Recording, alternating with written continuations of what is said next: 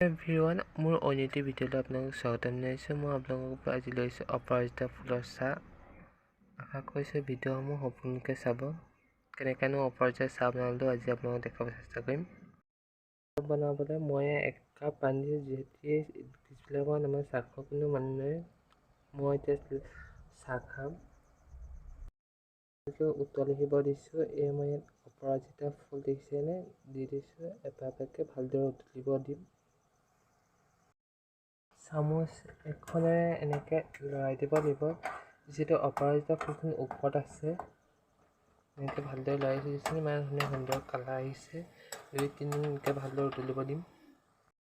অপৰাজিতা ফুলখিনি ধুনীয়াদৰে দিছে, ইমান ধুনীয়া কালাৰ হৈছে, উতলিব ধুনীয়াকৈ উতলিছে।